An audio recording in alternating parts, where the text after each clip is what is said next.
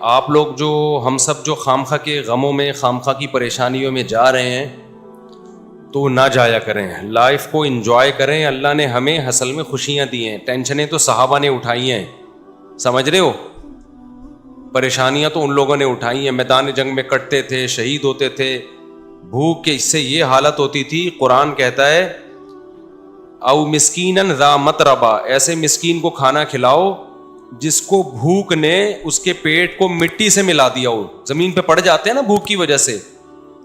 وہ لوگ تھے اصل میں جن کو پریشانی تھی غربت کی, مہنگائی کی. ہمیں وہ پریشانیاں نہیں ہیں, ہم غریبیوں پہ اعتماد کر کے بیٹھ گئے ہیں.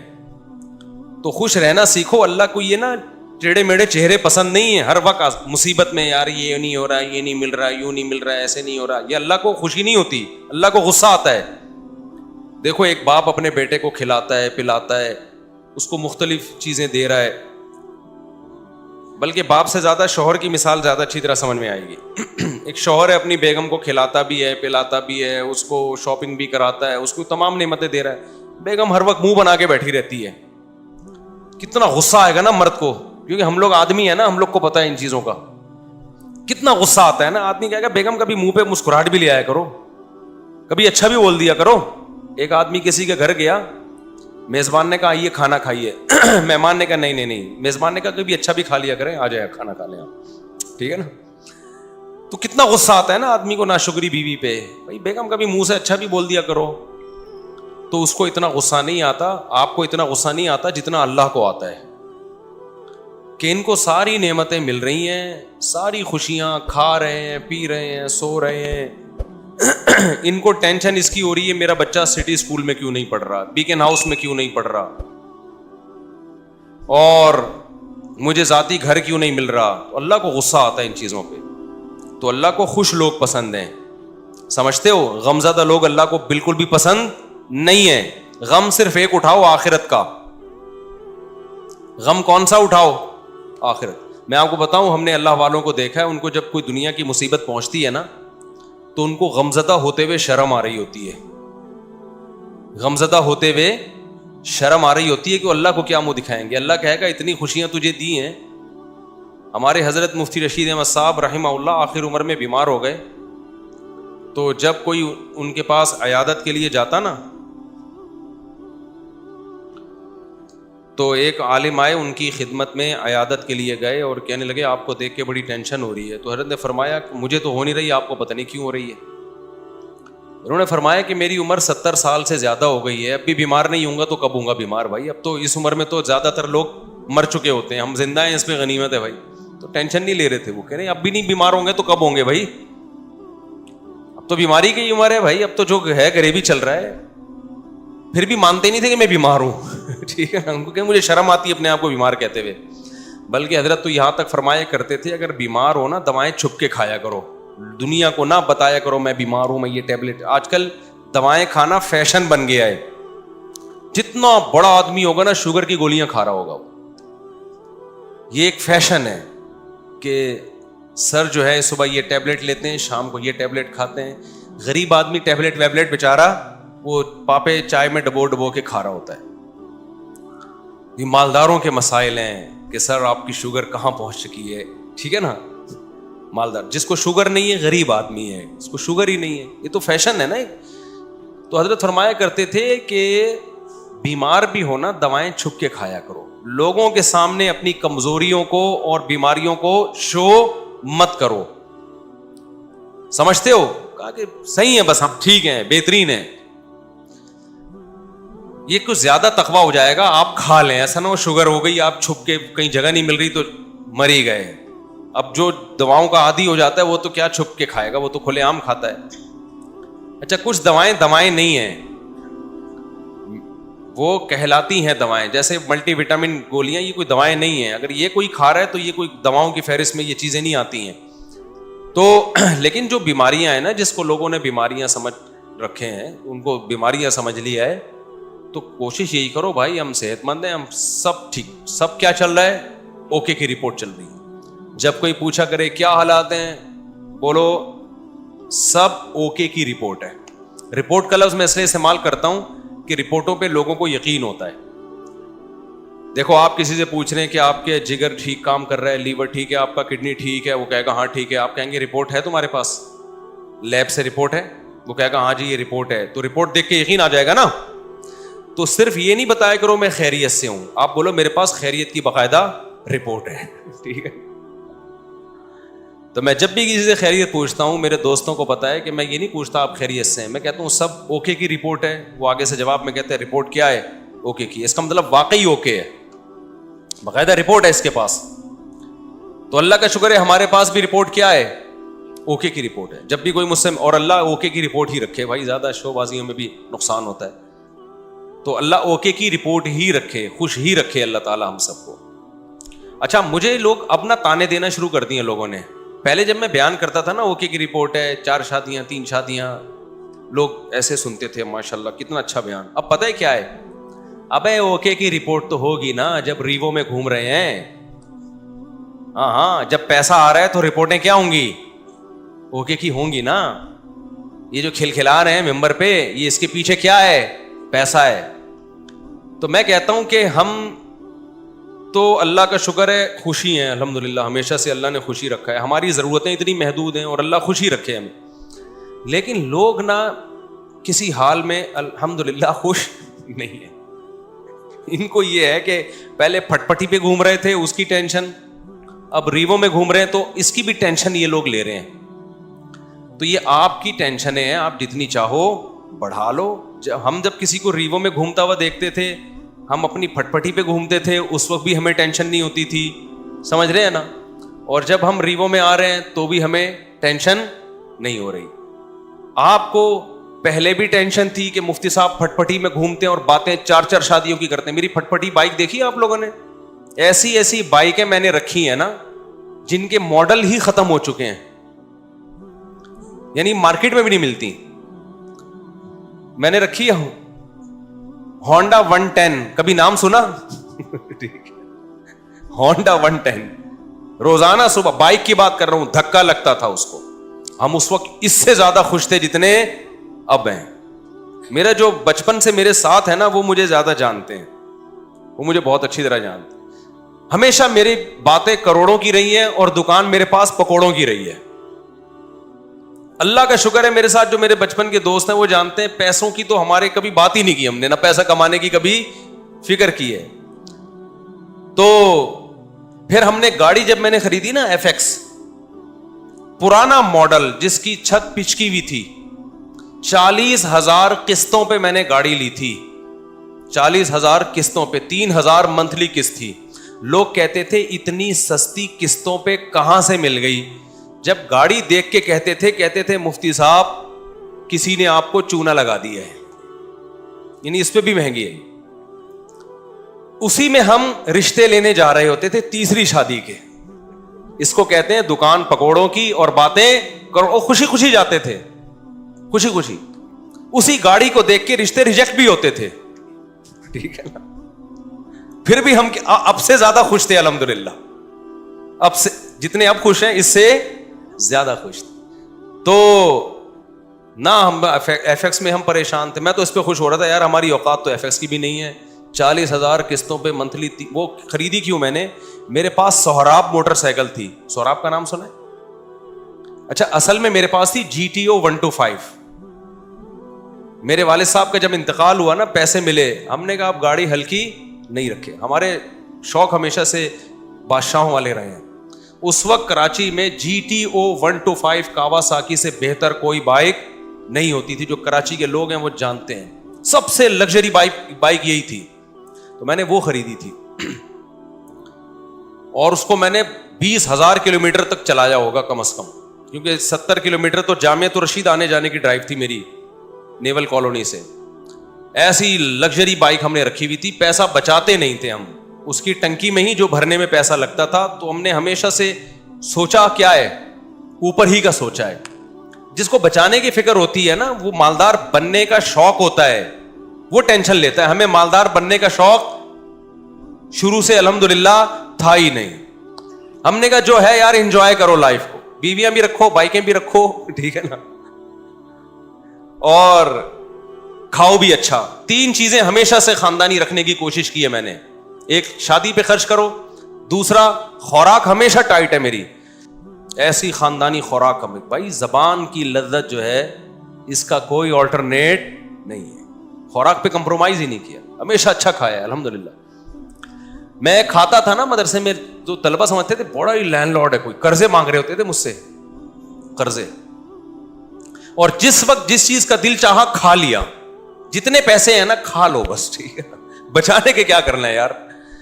تو ہم نے بائک رکھی ہوئی تھی, جب میں پیٹرول ڈالتا تھا اس میں ٹینکی بھرنے میں ٹائم لگتا تھا, لوگ دیتے پتہ نہیں کون لینڈ لارڈ ہے یہ, حالانکہ بس وہ پیٹرول ہی کے ٹوٹل پیسے ہیں, اب ختم, بچایا کچھ نہیں, کیونکہ ہمیں مالدار بننے کا بالکل بھی شوق نہیں تھا. اسی طرح پھر کیا ہوا ہے کہ جب وہ ابا کی وراثت ملی, ہم نے جی ٹی او 125 خریدی اور پیسے کاروبار میں لگا دیے کہ چلو جی منتھلی ارننگ ہوگی.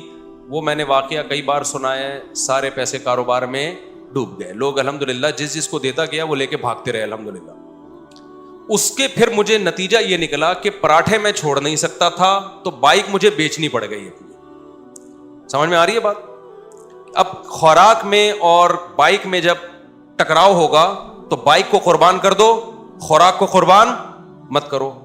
اچھا بچے بھی تھے گھر میں, ان کے بھی خرچے تھے, بائک بیچ کے پھر ہم نے سستی بائک خریدی سہراب, اب پتہ نہیں آتی, اتوار بازار نہیں ویسے پرانی. اب جب ہم نے سستی بائک خریدی اس کو لے کے ہم بھی گھومتے تھے, ہمارے دوست احباب بھی, مفتی صاحب بائک چاہیے تھوڑی دیر کے لیے, مل جائے گی, لے جا بھائی تو سستی بائک ہے, جو چاہے لے جائے اس کو. وہ کیا ہوا, اس کا لاک ہی نہیں تھا, اتنی سستی تھی, تو وہ بھی چوری ہو گئی اللہ کے فضل سے. ایک دن مسجد میں کوئی نمازی بھائی آئے, انہوں نے دیکھا کہ یہ لاوارث بائک ہے اور اگنیشن اس کا لاک ہی نہیں ہوتا, تو وہ لے گئے اللہ کے فضل سے. نماز انہوں نے پڑھی, انہوں نے کہا اگلی نماز میں یہ گناہ معاف ہو جائے گا. میں جب آیا تو بائک ہی نہیں ہے. اب میں نے کہا یار اب میں گاڑی خریدوں گا. دکان پکوڑوں کی باتیں کون سی, یہ میں واقعات آپ کو موٹیویٹ کرنے کے لیے سنا رہا ہوں. اور جو لوگ مجھ پہ تانے کرتے ہیں نا, اب ریمو ویجیو میں گھوم رہا ہے تو باتیں تو کرے گا ایسی, تو یہ موٹیویٹ کر رہا ہوں میں. ہر آدمی کا اپنا اسٹائل ہوتا ہے نا موٹیویٹ کرنے کا. تو میں نے کہا اب سہراب چلی گئی ہے, اب ہم کیا لیں گے, گاڑی ہی لیں گے, 4 پہیوں پہ آئیں گے. بھائی بائکیں بہت ہو گئی, 4 پہیوں پہ آئیں کہاں سے. 25,000 کی سہراب خریدی تھی, وہ بھی چوری ہو گئی. تو اب ہم کیا کریں گے بھائی. پھر ہم نے کیا کیا, میں نے کہا کہ ایک دوست سے, بھائی یہ جو اشارہ کر رہے ہیں بیٹھ جائیں نا, جو کھڑے نہ ہو. تو میں نے کیا کیا, میں نے کہا کہ اب میں گاڑی خریدوں گا. گاڑی کہیں مل نہیں رہی تھی, تو پھر ایک شاگرد کے پاس سے 40,000 قسطوں پہ مل گئی گاڑی ہمیں, ایف ایکس. 4 ٹائر اس کے پنچر تھے, چھت اس کی نیچے پچکی ہوئی تھی. ہم وہ جنازہ اٹھا کے لے آئے گھر میں. تو اب میں مسجد کا امام ہوں, تو بہت سارے مریدین نے مل کے نا ٹھک ٹھک ٹھک اس کو بنانا شروع کر دیا. پیسے نہیں لگائے, یوں کیا, چھت اوپر ہو گئی اس کی. ایف ایکس میں یہ بڑی بات ہے کہ ڈینٹنگ پینٹنگ کا زیادہ, ہاتھ سے ہی ڈینٹنگ پینٹنگ کا کام ہو جاتا ہے اس میں. تو بہرحال ہمیں اس کی خوشی تھی کہ گاڑی آ گئی ہمارے پاس, رشتے مانگنے میں آسانی ہو گئی ہمیں. تو اس پہ تھوڑے تھوڑے تھوڑے تھوڑے تھوڑے تھوڑے پیسے لگا کے میں نے کیا کیا, بالآخر اب میں نے کہا یہ بہت بہت کام نکال رہی تھی وہ. میں نے کہا جیسے کسی نے مجھے پہنائی ہے تو اب یہ کسی اور کو پہنا دو. آپ یہی حل ہوتا ہے پرانی چیزوں کا, بیوی کے علاوہ جتنی بھی پرانی چیزیں آپ اب کیا کر دو, دوسرے کو پہنا دو. میں نے کہا بہت تھک گیا ہوں اس پہ, سارے پیسے اسی میں لگ رہے تھے. تو ہم اتوار بازار گئے, وہ 80,000 میں پہنا دی ہم نے. اتنا اس پہ تھوڑا تھوڑا کر کے لگ چکا تھا کہ مجھے اس کے 80,000 مل گئے. بڑی بات تھی اس زمانے میں 80,000. برکت دیکھو نا کیسی ہوتی ہے. ہم نے کیا کیا, اب آپ کی طرح یہ نہیں کہ بچوں کو سٹی اور بیکن ہاؤس میں پڑھانا ہے یا بچے روکنے, ہم نے پیدا ہی نہیں ہونے دینا. اس وقت بچے تھے چھوٹے, ابھی ان کی تعلیم کا خرچہ نہیں تھا, بہت چھوٹے بچے تھے میرے اس وقت, خوراک پوری ہو رہی تھی ان کی.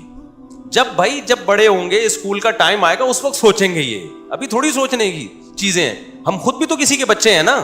ابھی میں اپنے والد صاحب کے بچوں کا سوچ رہا تھا, یعنی میں اپنا. تو ہوا یہ کہ ہم نے وہ خرید لی, آپ کی اللہ بھلا کرے, شیراڈ لے لی میں نے, 1.5 لاکھ کی ملی, 80 کیش دیے اور 5,000 قسطیں. وہ محلے میں کہیں سے مل گئے. ہم آ گئے کس پہ, شیراڈ پہ.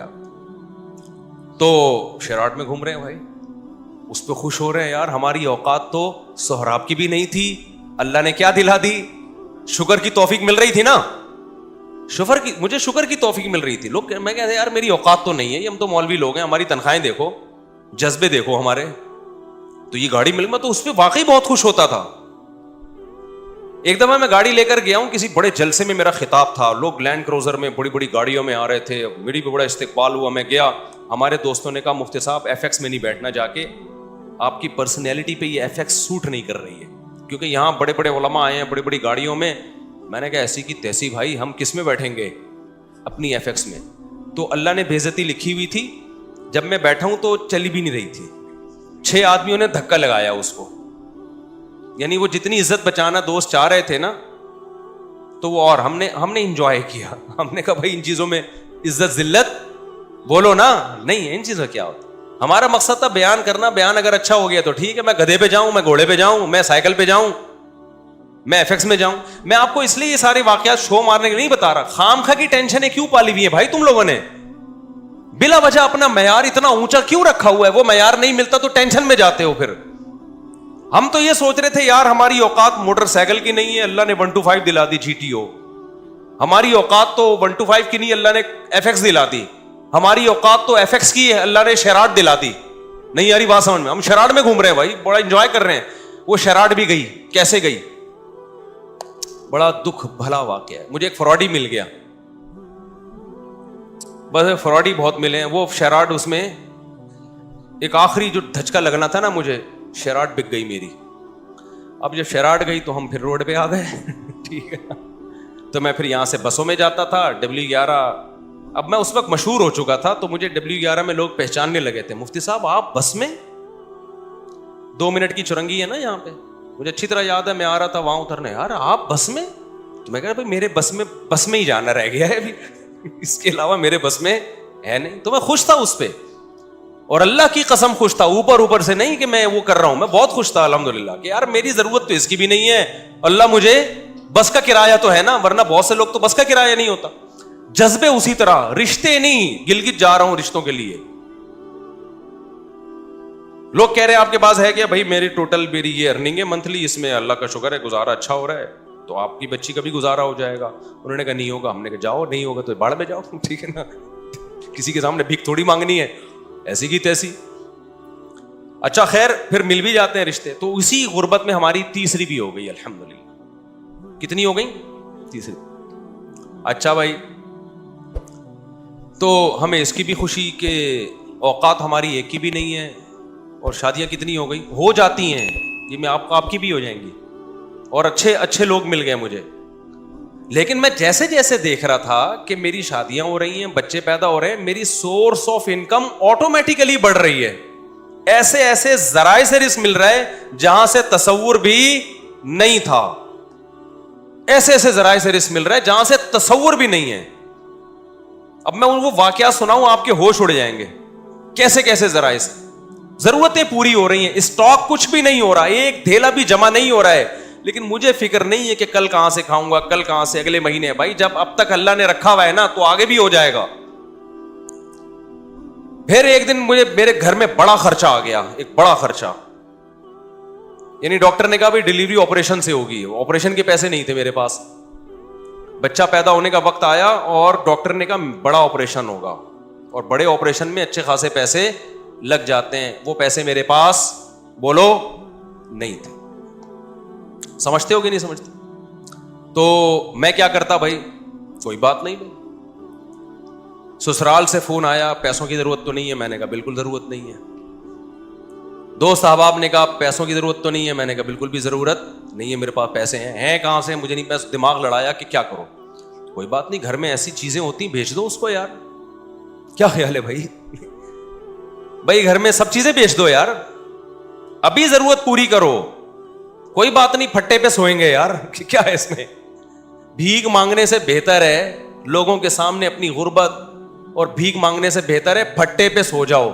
صبح رات کی بچی ہوئی, میں ایسے علماء کو جانتا تھا جن کی 2 بیویاں تھیں, سوکھی روٹی صبح قہوے میں ڈبو کے کھا رہے تھے وہ. نہیں یہی بات میرا خیال ہے سمجھ میں. ایسے غریب لوگ بھی میرے علم میں ہیں. تو ہم نے کہا یار ہم بھی کس پہ آ جائیں گے.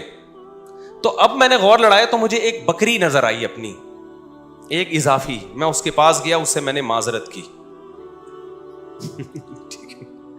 وہ ایک اضافی چیز تھی, اس کی طرف دماغ نہیں جا رہا تھا میرا. میں نے کہا میں آپ سے معذرت چاہتا ہوں, آپ کو بھیٹ چڑھانا پڑ گیا ہے مجھے. ٹھیک ہے, سمجھ میں آ رہی ہے بات. اللہ کا کرنا یہ ہوا کہ ہمارے ایک دوست آئے, بہت ہی قریبی جگری دوست, انہوں نے مجھے کچھ پیسے قرض میں دے دیے بغیر مانگے. ان کو پتا تھا کہ یار مفتی صاحب کا ابھی کیس ہے, ابھی اچانک ان کے لیے پیسوں کا انتظام کرنا مشکل ہوگا. وہ آئے, انہوں نے مجھے پیسے دیے. تو میں نے کہا بھائی میرا تو یہ تھا کہ کل بکری بیچوں گا اور یہ اپنے گھر کے سارا سامان بیچ کے, جو بھی بک سکتا ہے بیچ کے میں ان کے قرضہ ادا کر دوں گا. تو وہ مجھے خود دے کے چلے گئے. وہ معاملہ تو نمٹ گیا, بچہ ہو گیا الحمدللہ. وہ بچہ ماشاء اللہ اچھلتا کودتا ہے, قرآن اب تو بڑا ہو گیا. اس کو نہیں پتا, اس کو بھی یہ واقعہ نہیں پتا کہ تو کیسے پیدا ہوا ہے.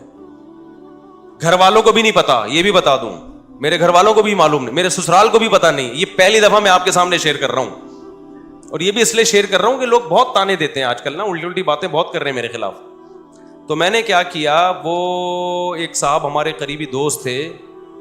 یہ نہیں کہ ان کے سامنے میں کہا پیسے ہی نہیں ہیں, یوں ہے یار. بعض دفعہ پیسے آدمی ایسے نہیں مانگ رہا ہوتا, رونا شروع کر دیتا ہے, اس سے اگلا خود ہی سمجھ جاتا ہے کہ پیسے نہیں. خیر جی, انہوں نے مجھے لون دیا قرضہ کہ کل دے دینا. اچھا, قرضہ بھی ایسا کہ میں نے کہا کل میں دے دوں گا. جب انہوں نے بہت اصرار کیا, میں نے کہا ٹھیک ہے, فوری تو جمع کرا رہے. میں نے کل میرے یہی تھا. اگلے دن کیا ہوا ہے کہ میں نے کہا بکری بھی اور یہ سب چیزیں بیچنے کے لیے میں نے بات کی. وہ میرے پاس آئے اور میں نے کہا آپ کا قرضہ آپ کو انشاءاللہ مغرب تک مل جائے گا واپس. انہوں نے کہا صاحب مجھے نہیں چاہیے. وہ دوست تھا, وہ کہتا ہے میں نے کبھی آپ کو کوئی گفٹ نہیں دیا, یہ میری طرف سے گفٹ ہے. میں نے کہا بھائی آپ کو واپس لینا پڑے گا. کیا میں کسی کا باپ بھی نہیں دے سکتا, نہیں لوں گا واپس.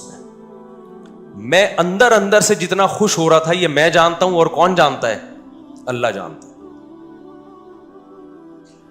اندر سے جو میں خوش ہو رہا تھا نا, کہ میری اتنی بڑی ٹینشن اس نے کیا کر دی, دور کر دی. اور ایک ایسے آدمی نے جس سے کبھی گفٹ اور تحفے تحائف کا کوئی لین دین زندگی میں رہا ہی نہیں ہے. یعنی ایسا ہوتا ہے نا کہ بعض لوگ ہوتے ہیں جو تبادلے چل رہے ہوتے ہیں, ایک ایسا آدمی. تو میں اس کو بار بار اصرار کیا. اب کیا ہوا ہے کہ میرا دل تو چاہا کہ میں بے تحاشا شکر ادا کروں اس کا, لیکن میں نے شکر بھی زیادہ ادا نہیں کیا. پوچھو کیوں؟ اگر میں اپنی خوشی کا اظہار کرتا نا اس کے سامنے کہ میں بہت خوش ہوں, اس کے ذہن میں یہ بات آتی کہ یہ بیچارہ بہت غریب ہے تبھی اتنا خوش ہو رہا ہے, ورنہ اتنی رقم پہ کوئی اتنا زیادہ خوش بولتے کیوں نہیں ہے. میں سمجھا پا رہا ہوں اپنی بات. نارملی شکریہ ادا کیا میں نے, دعائیں بہت کی پھر اس کے لیے اللہ سے گڑ گڑا کہ اللہ اس نے میری اتنی بڑی ٹینشن دور کر دی, تو اس کے مال میں برکت دے, اس کے رزق میں برکت دے. اس کو کیا پتا کہ اس نے میرے ساتھ کیا ہے. لیکن میں نے اس کا زبان سے زیادہ شکریہ ادا نہیں کیا, کیونکہ آپ کسی کو ایک اماؤنٹ دیں اور وہ بچھا چلا جائے, اس کے دل میں آ سکتا ہے کہ لالچ پیدا ہو گئی, یہ دوبارہ بھی نکلوانا چاہ رہے ہیں. اس کے دل میں آ سکتا ہے اچھا یار ہمیں تو پتہ نہیں تھا ان کے مالی حالات اتنے خراب چل رہے ہیں, یہ اتنی سی رقم پہ اتنا خوش ہو جائیں گے. لیکن میں نے دعائیں اس کے لیے بہت. جب اللہ نے میری مالی حالات اچھے کر دیا, بہت اچھے حالات ہیں, پھر میں نے اس کو یہ واقعہ سنایا. میں نے کہا آپ نے جو 12 سال پہلے میرے ساتھ تعاون کیا تھا نا, آپ کو نہیں پتا تھا آپ نے کتنی بڑی خدمت کی, لیکن میں نے اتنی دیر آپ کے لیے بیٹھ کے دعائیں مانگی, اتنا بڑا احسان کیا آپ نے میرے اوپر. میں نے کہا اس وقت میں نے اس لیے شو نہیں کیا کہ آپ سمجھتے پتہ نہیں یار یہ کیا چل رہا ہے مارکیٹ میں, سمجھتا ہے کہ نہیں سمجھتا ہے. تو ایسے ہماری زندگی میں بہت کچھ آتا رہا, بہت سے رشتے ہمارے ریجیکٹ ہو گئے کہ جی اتنا تولہ سونا, اتنا. ہم نے کہا جاؤ اتنے تولے سونا. انہوں نے کہا قرض لے لیں. میں نے کہا ہم جب بچہ بیمار تھا تو ہم نے قرض نہیں لیا یار, تو ہم اب شادی کرتے ہوئے قرض لیتا ہوا اچھا لگے گا؟ آدمی لوگ بولیں گے ہماری ایک نہیں ہو رہی ہے, چوتھی کے لیے قرضے مانگ رہے ہیں. یہ تو عیاشی ہے نا. ہو گئی ٹھیک ہے, نہیں ہوئی تو بھائی ہم نے اس طرح سے اللہ کا شکر ہے زندگی گزاری. میں نہیں کہہ رہا کہ ہم سے کبھی کوئی اس بارے میں ہو سکتا ہے کچھ استغنا کے خلاف کام ہو گئے ہوں تو, لیکن مقصد آپ کو بتانے کا یہ ہے کہ ہم اس وقت بھی خوش تھے, اس وقت بھی خوش تھے. اول تو میں کہتا ہوں ڈاکٹروں کے پاس آپ ایسے ہاسپٹل میں لے کے کیوں جا رہے ہو بچوں کو جہاں آپریشن ہوتا ہے؟ یہ بڑا مسئلہ آج کل ڈاکٹروں نے بنا دیا, یہ خرچہ خامخواہ کے ذمے لگا دیا ہے آپ کے. خیر بچے بڑے ہوتے گئے تو سارے خرچے پورے ہوتے گئے الحمدللہ. اب رپورٹ جو چل رہی ہے 15.16 کی رپورٹ چل رہی ہے, تو اب تک بھی سارے خرچے پورے ہو رہے ہیں. اور پھر چوتھی تو میری اب ہوئی ہے نا. لوگ کہتے ہیں اب تو مول صاحب ریوو میں گھوم رہے ہیں تو شادیاں تو ہوں گی. بھائی 3 جو تھیں وہ اس حالت میں تھوڑی تھیں. تو جب آپ بچانے کی فکر کرتے ہو, دولت مند بننے کی کوشش کرتے ہو, تو اسٹریس میں جاتے ہو. آپ کی بیسک ضرورتیں پوری ہوتی رہیں, خوش رہو, اللہ مزید پوری کرتا رہے گا, خوشیاں آتی رہیں گی, ٹینشنیں ختم ہوتی رہیں گی. اور میں اب بھی لوگوں کو کہتا ہوں کہ یہ جو میرے حالات ہیں کسی بھی وقت تبدیل بھی ہو سکتے ہیں. ایسی حالت اللہ کر دے, آزمائش میں ڈال دے کہ کھانے کو روٹی نہ رہے, اللہ بچائے ہمیں ایسی آزمائش, لیکن ہو سکتا ہے. پھر اس پہ یہ کوئی نہیں کہے کہ اچھا اتنی شادیاں, اتنے بچے, کھانے کو روٹی نہیں ہے. کوئی بات نہیں, ایک بچے میں بھی اللہ روزی چھین سکتا ہے اور 20 بچوں میں بھی اللہ روزی چھین سکتا ہے. آپ کو اللہ پہ یہ ایمان رکھنا ہے کہ رزق کا تعلق اولاد کے ہونے یا نہ ہونے سے, بیویوں کے ہونے یا نہ ہونے سے نہیں ہے. ہم نے ایسے لوگ بھی دیکھے 4 بیویاں خوش ہیں, اور ایسے بھی دیکھیں ایک بیوی کو کھلانے کے پیسے نہیں ہیں, اور ایسے کنوارے بھی دیکھیں کہ شادی نہیں کرتے پیسہ بچانے کے لیے, پھر بھی دیوالیہ ہو گیا ان کا. تو اللہ اگر عذاب دینا چاہے گا, ایک بچے کو ٹینشن بنا دے گا, اس کے کھلانے کے پیسے نہیں ہوں گے, اور کھلانے پہ آئے گا تو درجنوں بچوں کو بھی لگژری لائف دے دو گے تم. تو کبھی نسل مت روکو یہ سوچ کے کہ میں کھلاؤں گا کہاں سے. یہ پیغام ہے جو میں نے دینے کے لیے نا اتنی لمبی کہانی سنائی ہے آپ کو. یہ سچی کہانی ہے, یہ جھوٹی کہانی نہیں ہے. سمجھتا ہے کہ اس دور میں مجھے یاد ہے میرے پاس کمپنیوں کے اونر آتے تھے کہ آپ اپنا نام دے دیں اور ہم آپ کو اتنے % کمیشن دیں گے, صرف نام دے دیں آپ. مجھے لوگوں نے کہا مفتی صاحب آپ کا شہد کا بزنس ہے, آپ ایک دفعہ اناؤنس کر دیں. تو یہ کام میں نے نہیں کیا, کیونکہ مجھے یہ کام غیر اخلاقی لگتا تھا کہ میرا نام مشہور ہوا ہے مذہب سے, میں اس کو استعمال کروں تجارت میں. میں نے کمپنی بھی بنائی, بزنس بھی کیا, اب تک کر رہا ہوں, نہ کمپنی کا کسی کو بتایا اور نہ بزنس کا کسی کو بتایا. تو یہ میں اس لیے کہہ رہا ہوں, آج لوگ کہتے ہیں نا بہت یہ مولوی لوگ ایسے, مولوی لوگ, آپ مولویوں میں اٹھ کے بیٹھ کے دیکھو گے نا, کسی کے بارے میں 2-4 باتوں سے فوراً تبصرہ کر دینا ٹھیک نہیں ہوتا. جب تک کسی کے ساتھ رہو نہیں, ہم بار بار کہہ رہے ہیں ہم بہت نیک نہیں ہیں, لیکن جو پیسوں کی اور ان چیزوں کے الزامات ہمارے اوپر لگ رہے ہیں نا, اتنی تو صفائی میرے ذمہ بنتی ہے نا کہ میں دوں. اور میرا فلسفے کی ایسی کی تیسی ہو رہی ہے. میں لوگوں سے کہتا ہوں اولاد کثرت سے پیدا کرو, زیادہ شادیاں کرو. لوگ فوراً کہتے ہیں ابے ان لوگ کے پاس تو ریوو میں گھومتے ہیں نا اس لیے یہ باتیں کر رہے ہیں. او بھائی جب ہم یہ باتیں کر رہے تھے ہمارے پاس رکشے کے پیسے نہیں تھے, اور اس وقت ہماری اولادیں بھی تھیں, بیویاں بھی تھیں. تو مجھے اس پہ غصہ آتا ہے کہ میری ساری جو 20 سال کی محنت ہے نا وہ لوگ 2 جملوں میں کیا کر دیتے ہیں, اڑا دیتے ہیں. تو پیسہ بھی اس میں, اولاد کی کثرت میں پیسے کا کوئی دخل نہیں ہے. تبھی تو دیکھو جتنا پیسہ ہوگا 2 بچوں کے درمیان وقفہ اتنا ہی زیادہ ہوگا. تو یہ سوچ کی بات ہے. دل بڑا ہوگا تو اولاد زیادہ ہوگی, اللہ پہ توکل ہوگا. دل چھوٹا ہے تو بچے کم ہوں گے, اللہ پہ توکل نہیں ہوگا. اور جب اللہ پہ توکل نہیں ہے, کروڑوں روپے میں بھی انسان ٹینشن میں ہوتا ہے, اور جب اللہ پہ توکل ہے تو کچھ بھی نہ ہو پھر بھی ٹینشن میں نہیں ہوتا. اس چیز کو سمجھنے کی ضرورت ہے. سمجھتے ہو؟ اچھا بھائی, اور یہ وہ ٹینشن ہے جو میں بار بار کہتا ہوں, اس ٹینشن میں تمہیں ثواب بالکل بھی نہیں مل رہا. اللہ کو غصہ آ رہا ہے کہ اتنی نعمتیں دی ہوئی ہیں, جب پیدا ہوا تھا کم بخت ماں کی چھاتیوں میں دودھ پیدا کر دیا, یہ بتانے کے لیے کہ میں تیری پیدائش سے غافل نہیں ہوں, مجھے سب پتا ہے کہ تجھے کیا ضرورت ہے. اتنی بڑی نشانی دیکھ کے بھی تو ٹینشن لیتا ہے کہ پتہ نہیں میرا کیا ہوگا. پھر اللہ کو غصہ آتا ہے, اور اللہ کا غصہ آنا پھر بجائے تو آپ کو ڈبل نقصان, ایک ٹینشن کا نقصان, ایک اللہ کے غضب کو دعوت دینے کا نقصان. اس لیے خوش رہا کرو, ٹینشن صرف ایک ہی پالو, آخرت میں بنے گا کیا. صحیح ہے نا. اچھا, اس مضمون کو میں مکمل کرنے کے لیے کہہ دوں, بعض دفعہ طبعی طور پر کسی چھوٹے سے حادثے پہ ٹینشن ہوتی ہے. دیکھو ٹینشن کی 2 قسمیں ہیں, ایک عقلی اور ایک طبعی. اس کو سمجھنے کی ضرورت ہے. آپ کہہ سکتے ہو کسی بزرگ کو کوئی چھوٹی سی پریشانی آئی, وہ پریشان ہو گئے. آپ کو, ہم نے تو سنا ہے کہ بزرگوں کو تو پریشانی نہیں ہوتی, وہ تو آخرت ہی کی پریشانی لیتے ہیں, دنیا کی نہیں ہوتی. دیکھو وقتی اور عارضی طور پر انسان کو غم ہوتا ہے, اس کو کہتے ہیں طبعی غم. یہ انسان کے بس میں نہیں ہے. مثال کے طور پر آپ کے 6 بچے ہیں, ایک مر جائے تو غم تو ہوگا نا. اب اصولی طور پر تو آپ کو خوش ہونا چاہیے کہ 5 بچے ہوئے ہیں نا, ابھی بھی میں بے اولاد تو نہیں ہوں, اللہ نے اولادیں دی ہیں مجھے. لیکن وقتی طور پر غم ہوتا ہے, یہ طبعی غم ہوتا ہے, یہ برا نہیں ہے, یہ ہر انسان کو ہوتا ہے. برا غم وہ ہے جو عقل سے ہو. دنیا داروں کو جو آج غم ہو رہے ہیں نا, وہ یہ سمجھتے ہیں ہم اس غم میں برحق ہیں, یہ غم ہونا چاہیے.